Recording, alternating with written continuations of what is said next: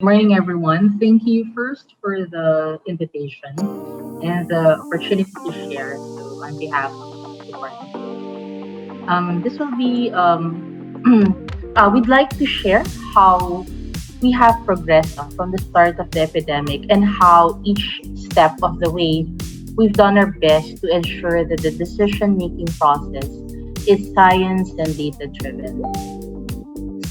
Nung nagsimula po, no, when the pandemic started, we saw how this pandemic truly tested all of the preparedness and response plans that the Department of Health has, much like it tested the plans and strategies of other countries. It also equally tested the current or existing healthcare capacities and how we ensure that even with case increases, this health system will not be overwhelmed and we will be able to continually provide essential services. However, challenges included number one, we have a devolved health system. And at the start, there was limited coordination as well as systematic response from the national down to the local government units. The second challenge was really it was a quickly evolving situation coupled with very limited information. And that meant we had to be more agile and we had to be able to innovate and adapt much swifter, no? And last will be data. So I do remember the Department of Health being critiqued because of the poor data quality of the information we're sharing. And this were really due to the varying capacities of our epidemiology and surveillance units, not just at the national or regional levels, but down to the local government units. And we, during the pandemic, it was an opportunity for the Epidemiology Bureau to push, no, and to make the people, especially our stakeholders, realize the value of what we call ACT, no? Accurate, complete, and timely data. And this comprised the characteristics of quality data. So in any response, we need quality data and information for action. So that's what surveillance data is. It's information for action. But there are two things that I'd like to put across. The data that I'm referring to here is not research data. It's not a survey data. It's surveillance data. And I often describe surveillance data as living data because it changes. No? And it will never be perfect. It will never be as clean as we want or we expect from a research or a survey. And that quality of completeness, accuracy, and timeliness really depends not just at the national level, but primarily from our disease reporting units who initially collect all of these surveillance data. The second point is that in responding to the pandemic, we need to be able to balance two things. We want the data to be complete, but having that perfect, complete, and accurate data will really take time. And we cannot postpone our decisions just because we're waiting for data to be 100% clean or 100% complete. But of course, we want our data to be valid. We want it to be credible and relevant. So it may not be complete, it may not, but it is timely enough. And as I've mentioned, it should be relevant so that it can guide immediate actions, no? Any change in our policies or strategies. And when we were trying to break down, no, where does the delays happen? Where do the delays happen across the information system? I'd like to show here, no, this is actually the patient and data journey for COVID-19 data. It all starts with the patient seeking consult or having him or herself tested in a laboratory. When they seek consult, a case investigation form has to be filled up, and often these CIFs are self-administered. No? At the same time, our healthcare providers have to also fill up a lab specimen request form if that individual was recommended to undergo specimen collection or yung tinatawag natin na swabbing. And all of these are paper-based. No? So hard copies siya na either manually or via email, it will be sent either to the Epidemiology Bureau, the RESUS, or to the laboratory in itself. In the laboratories, all of these results will have to also be generated and then hard copies sent via email to the RESUS and then to the Epidemiology Bureau. It is under part of the law is that the Epidemiology Bureau should get all of these laboratory results. And then we share it back to our RESUS and to the LGUs. And it takes time, no? Yung ganong sharing of information, that very ladderized sharing of information, and that very two paper-based na sharing of information. And as you can see, there are several sources of information, and each one will have its own errors from collecting the data, from encoding the data, and there may be system issues or information system issues, which leads to several delays or even errors in our data. And the common reasons for these inconsistencies or less than ideal data quality is number one, as I've mentioned, our encoders are people, they're human, and there are errors and there may be delays on how fast they can encode the data. So, and this has led to number one, duplicates. So, mag-e-encode ang LGU.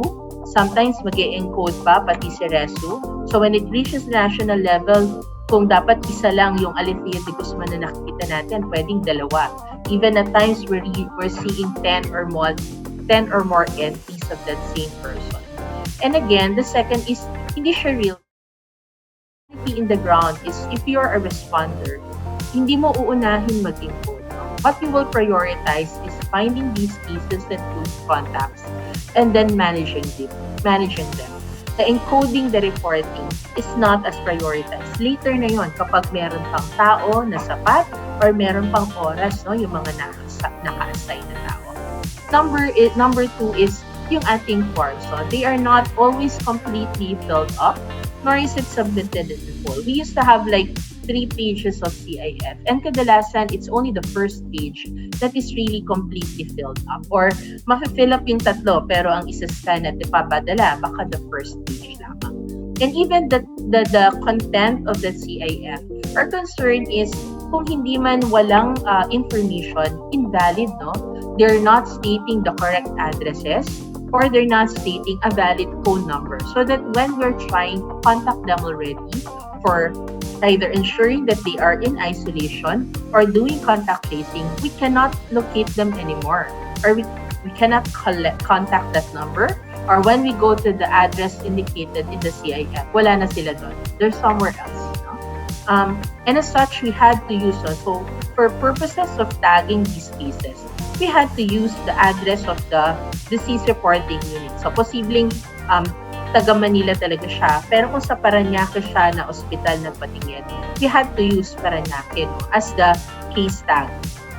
The third reason for inconsistency is we do want, I've mentioned now, while it may not always be 100% complete, we do our best to verify and validate the statement. So, especially for deaths, we do not report a death that is not valid. And what do we mean by valid? It has to have a date of death. It has to have a cause of death. But unfortunately, we do receive reported deaths na minsan nakasulat lamang dead on arrival or nakasulat lamang COVID-19. So these are information. These are among those that we need to validate to ensure that when we report to the public that there is a death due to COVID, we are very sure, we are supported by data. Or sometimes there are illogical entries. So, for example, you're expecting a date in a certain field pero hindi date ang nakasulat. So, that's actually part of the delays, causing delays para malinis yung ating database and for the Epidemiology Bureau and RESUS to generate a line list. And the last is yung meron kaming pagkakaiba sa tinatawag naming extraction time. For the RESUS, they have cut-offs like 4 p.m. every day. But for the Epidemiology Bureau, since we're handling national data, which is much larger, we need a bit more time. So if you notice, The information we share every 4 p.m. daily is actually data that we extracted and we cleaned yesterday, and then report the following day. So these differences in extraction or cutoff times means that the national data may not always jive with what is being reported by our regions or by our local government units. Another challenge we had, as I've mentioned, is moving from this very ladderized reporting, no, na dadaan mo na from EB to RESU down to the LG, tas yung pag-akyat mo, no, dadaan uli ng iba't ibang steps. It really caused delays at the start of the pandemic. What we want is this web system that we're showing on the right side. There shouldn't be any ladders.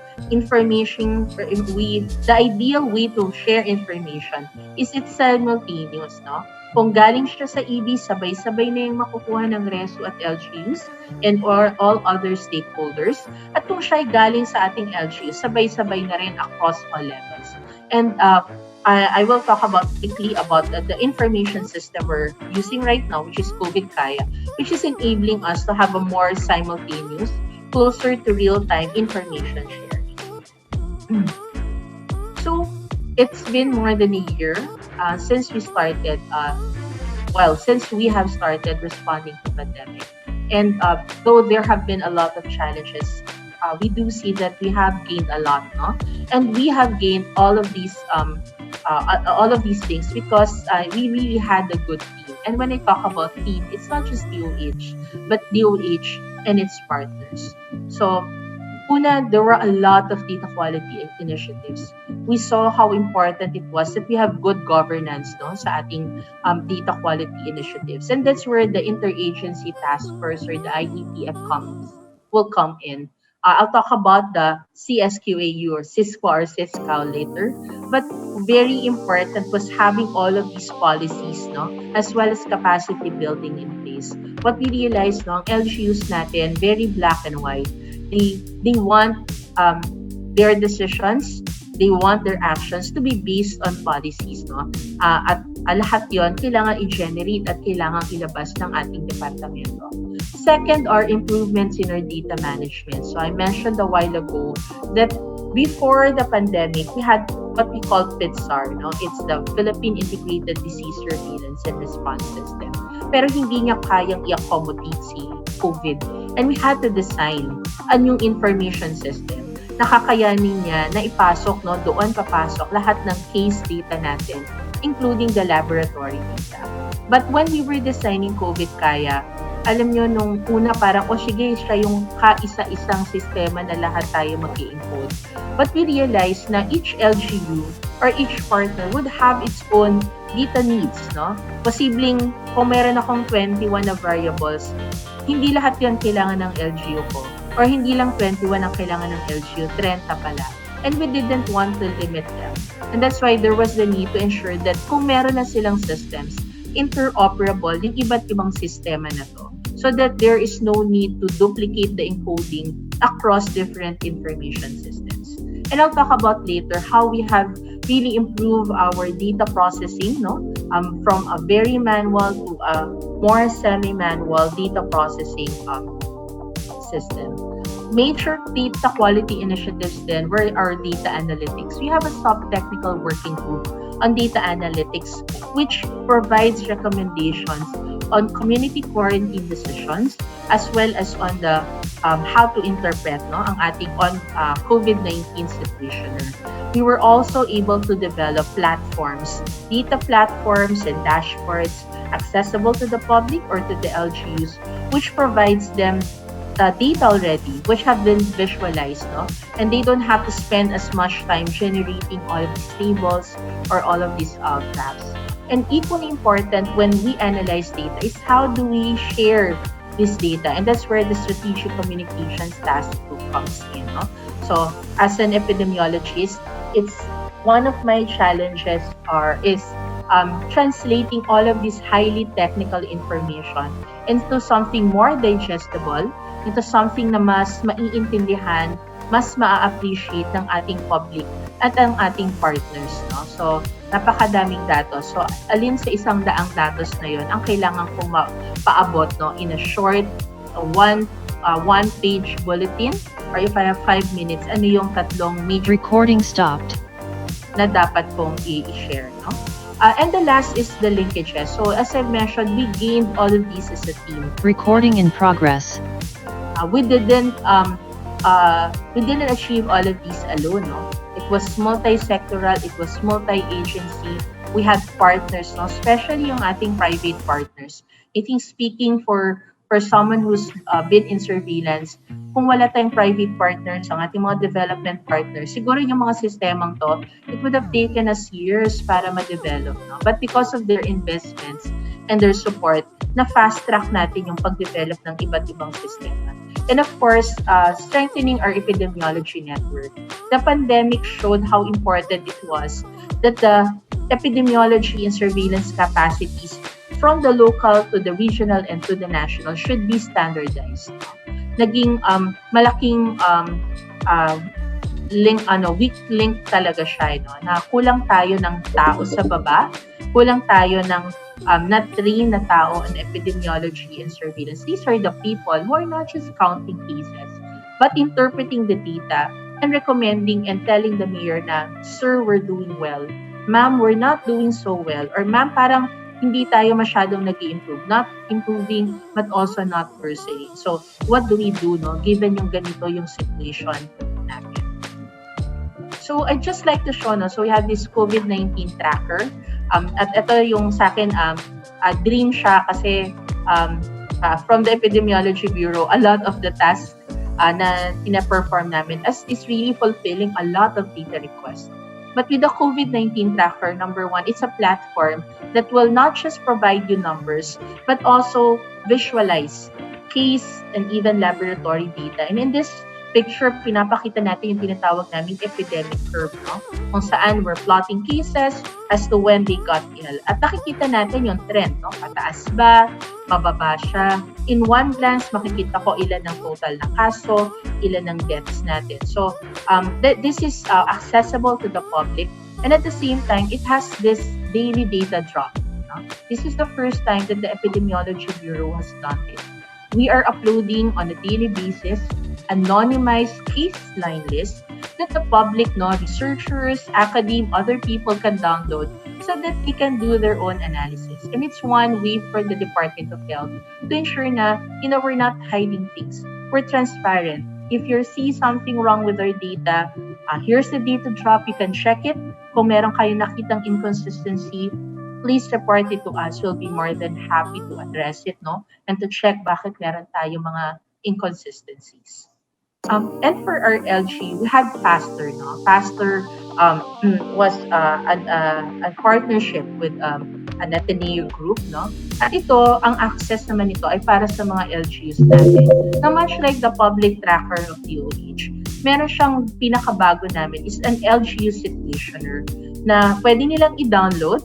It's a report that will interpret major data na ginagamit natin to tell us kung kamusta ang kaso natin, kamusta yung healthcare capacity natin. No? And it actually has a lot of tabs. It actually includes data not just on cases but on healthcare capacity and other indicators for security, socioeconomic na criteria po natin. No?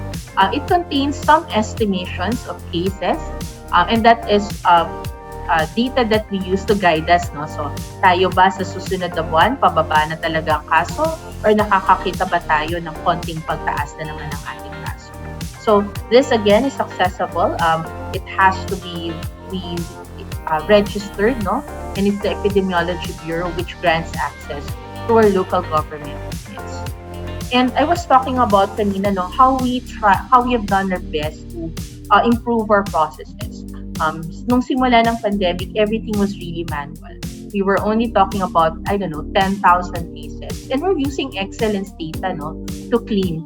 And when we reached a certain number, it just wasn't feasible to continually use all of these manual processes. So hindi po ako techie. No? I'm not, that's not my niche. But I had really good data scientists and data managers na from a full day na kinakailangan namin para maglinis ng kaso ng ating line list, it takes them 4 to, I don't know, around 5 hours to clean these line lists on a daily basis. And this is what enabled us to show you the public daily top line numbers, as well as providing that daily case line list that we share to partners, selected partners, as well as upload in our data drop. And for someone na hindi ako techie, this is really amazing kasi napadali niya talaga yung ating yung life talaga ng ating mga data managers.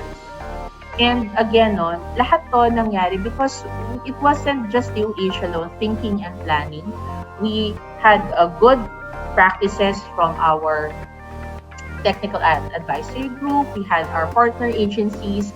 We also had our development partners providing input. And it was very important for the department to open itself up to all of these advice so that we take on all this good advice and we do our best to implement also with their continuous support. And I was mentioning a while ago the COVID19 Surveillance and Quick Action. So it initially started as an ad hoc unit in the Department of Health, reporting to the Secretary and under the lead of Yusek Harry.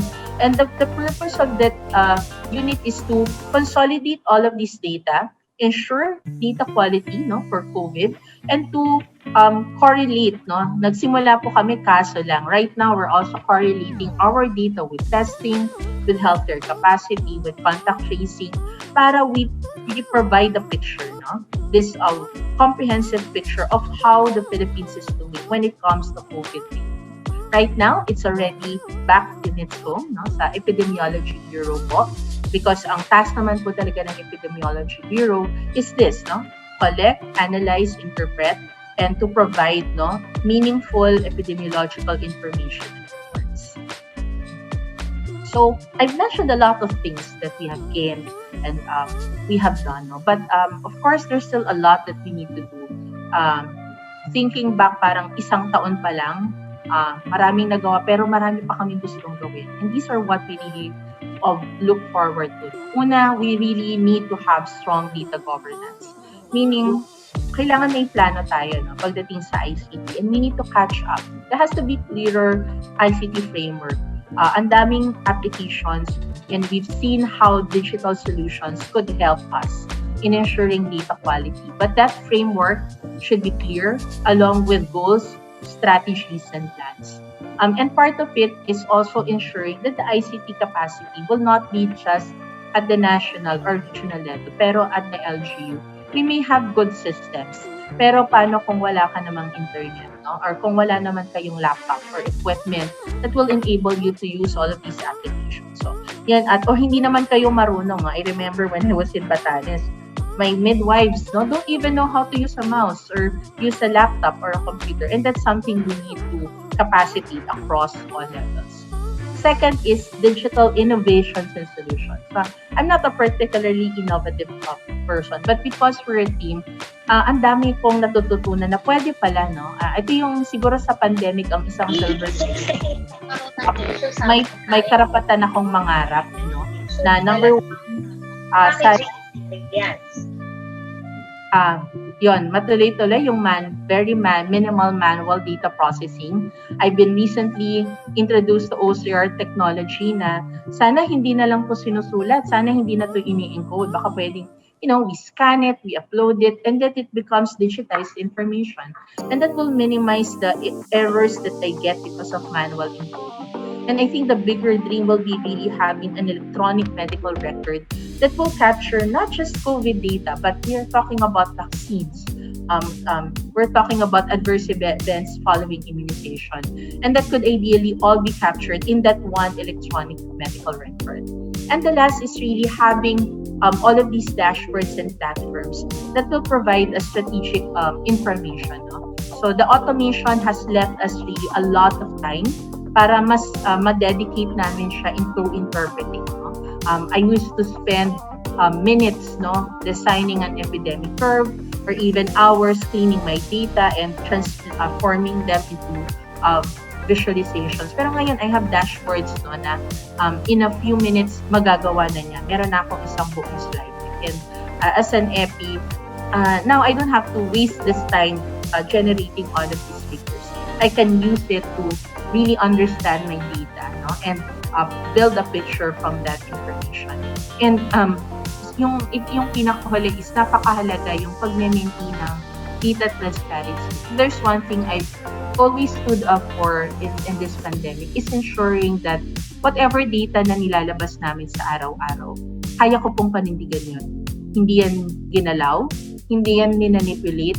Kung meron akong 200 deaths, I will report those 200 deaths. Kung meron akong 13,000 cases, we'll report the 13,000 cases. We've never hid anything from the public, no? But again, part of yung data transparency, hindi ibig sabihin will reveal of the information. Napakahalaga din sa Department of Health ang data privacy. No? These are people we're talking about. No? Each number here represents someone, no? A family, a friend, a loved one, and we don't want to reveal these very sensitive and personal information. And the last is hopefully by ensuring transparency, privacy, no, there's the credibility na inaasahan namin, no, pinapangarap namin na maiwan, no, from our public, no. Sabi nga natin, ang datos na to, pinapakita niya yung tunay na sitwasyon sa Pilipinas. Kung maganda, masaya tayo lahat. Kung pangit, tingnan natin, no, paano natin mapapaganda yung numero. So, that's all. Thank you again very much for the opportunity and have a good day to everyone. The digital age is here. The change has been exponential. That the way we receive news and information has drastically exceeded expectations. Data-driven analytics is not a fancy word anymore that gets thrown around to impress, but rather has become a byword for a fast-growing digital media that delivers timely, comprehensive, useful information, received by an audience whose stature in terms of understanding the world we live in is increasing leaps and bounds. We are now in a world highly integrated due to digital media, and now more than ever, socially evolved, connectivity, advocacy-driven demand, and engagement.